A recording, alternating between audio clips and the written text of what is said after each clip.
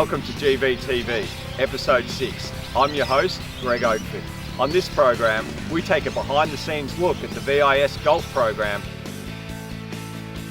get some tips from some of our state players, plus head out to Royal Melbourne for the GV Hard Open presented by First National Real Estate.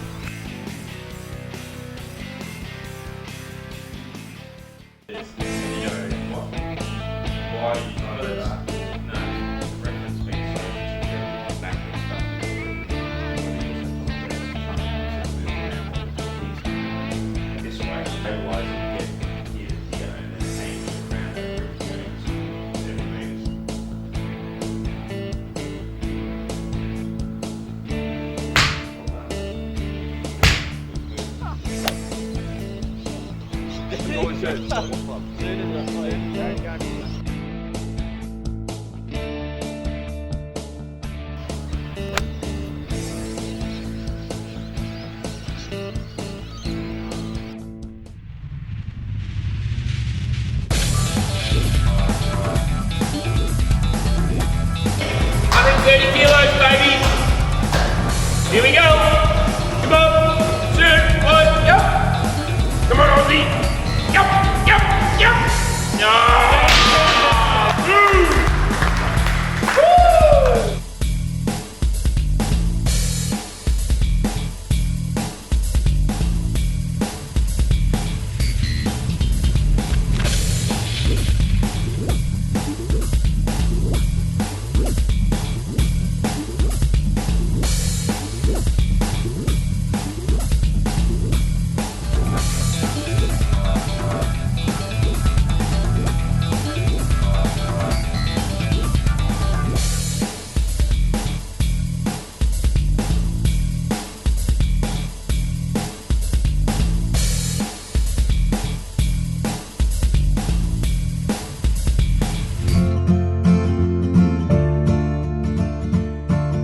GVTV, here with Luke Mackey, Strength and Conditioning Coach at the Victorian Institute of Sport. Luke, thanks for joining us. No worries. Thanks for having me, Greg. Luke, we've just seen you put through some of the golfers in the VIS program through some strength and conditioning training today. Talk us through the program that you run for golfers. We've got about 15 golfers on scholarship here, from some of our young rookie pros down to some of our athletes who are sort of first year out of school.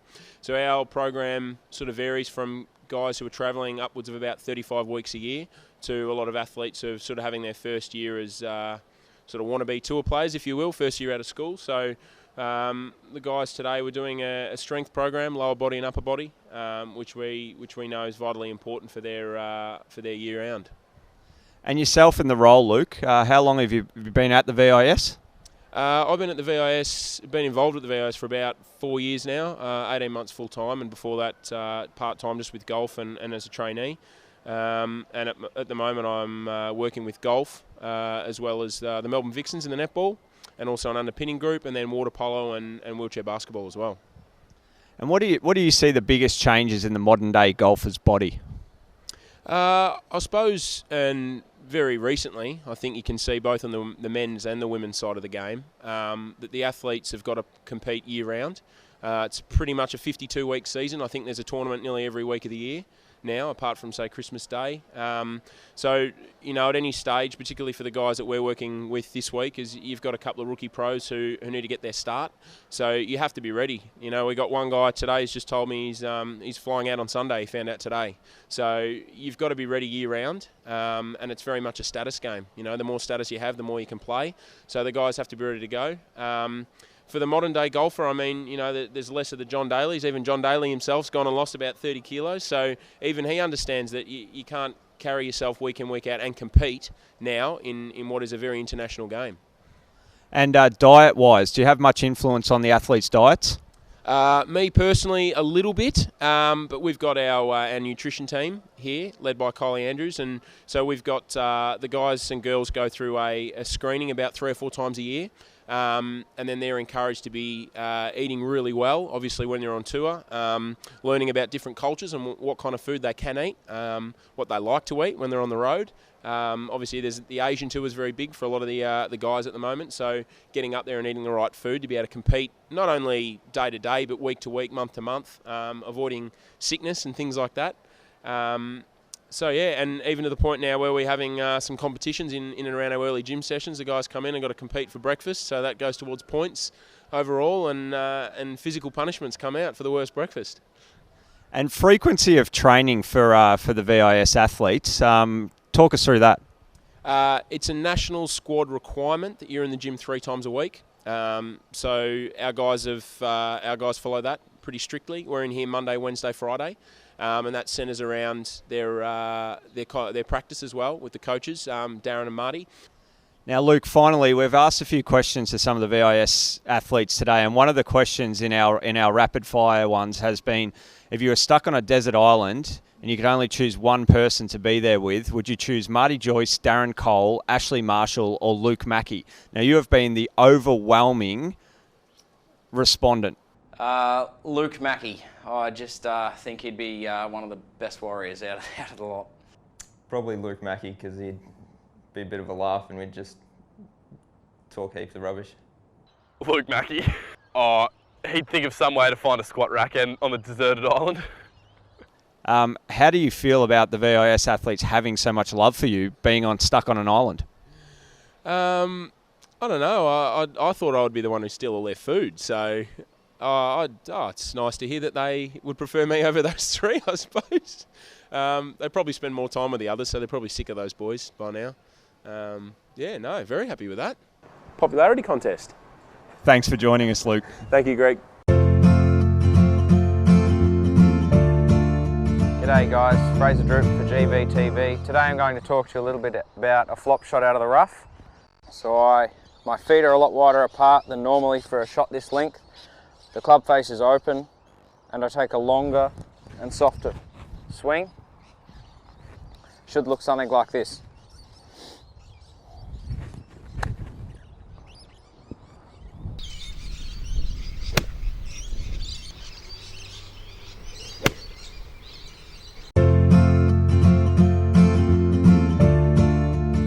GVTV, standing here with Marty Joyce, head coach of the VIS and men's state coach. Marty, we recently had a win with the Interstate Series. Describe what that was like. Oh, it was massive. Obviously going back to back, but more importantly with the girls and the boys winning sort of a month ago, and then the women winning, and then us topping it off at the end. So for a 4-peat, it's incredible. And your own journey getting into golf, where did you start and when did you make the transition to coaching? I started at East Malvern Public with my old man, and then sort of moved. I played sort of my junior golf and sort of into my senior golf at Yarra Yarra Golf Club, and then turned pro. And then from there I did an apprenticeship, but that's where I ended up actually at the Institute of Sport. And so the VIS program, what's the best aspect of being the head coach? Working with the athletes, which has its ups and downs, which is no different to any other sport. But with my program working underneath the underpinning program, seeing some of these young guys sort of at 13, 14 now coming into the VIS and sort of guiding them and their parents and the people around them on hopefully the right direction. And can you step us through a regular training day that you would have with the VIS program? Yeah, so on a Monday we'll start in the gym at 6:30, where Luke Mackey takes them through their paces. Then we generally grab some food, some breakfast after that, and then we'll work our way down the range where we sort of work through.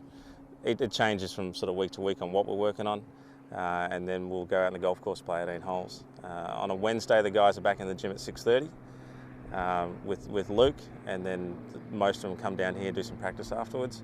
And then on a Friday, we're on the range at 7, working through sort of general sort of stuff of what we need to do, and then on to the gym. The guys in the gym from 2 o'clock. And can you step us through some of your key teaching points that you try to instill in the VIS players?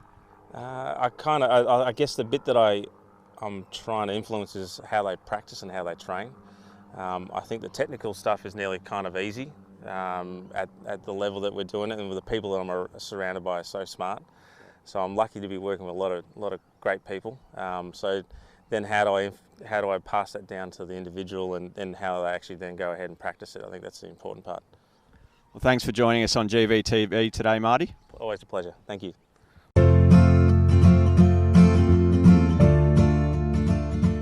A capacity field of 100 golfers who have been treated for heart disease came together for this year's Golf Victoria Heart Open at Royal Melbourne Golf Club in June.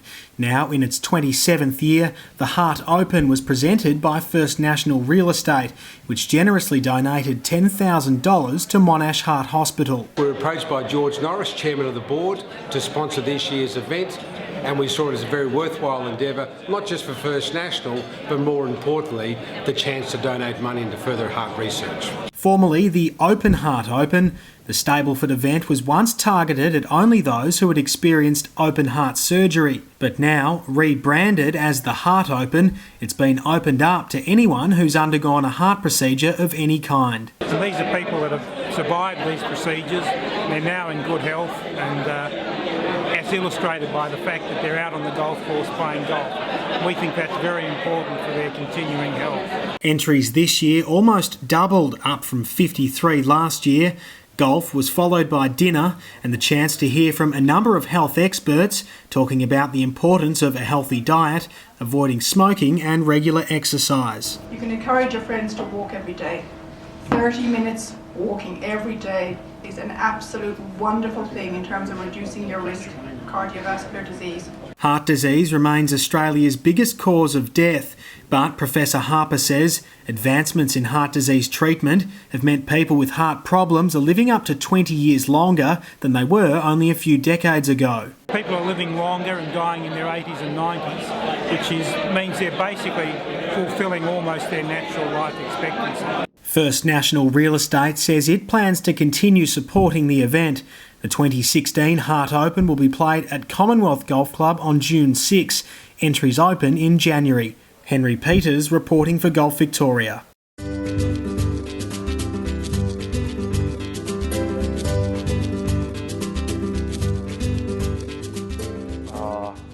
I reckon probably Dave Micheluzzi. I think we went out after we won, and a few items of clothing probably weren't acceptable, I think. David Micheluzzi. David, hands down. I'm not a fan of Herbie's headphones, so if that adds to fashion sense, yeah, definitely. That's tough. Ben Eccles' early days was really bad, but lately Dave Micheluzzi's been getting some shocking setups going. The greyhound, Ben Eccles. Droopy. Fraser Droop. Fraser Droop.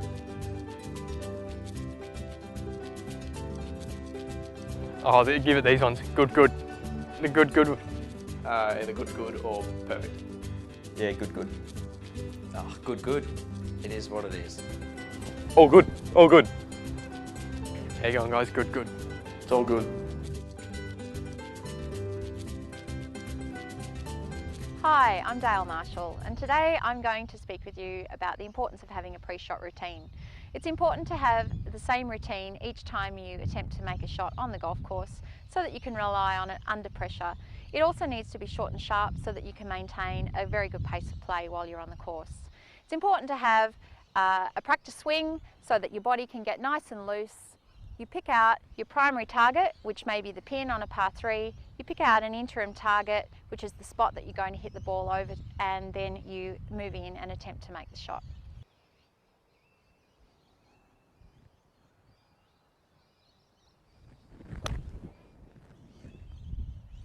Thanks for watching this program. We'll see you next time on GVTV.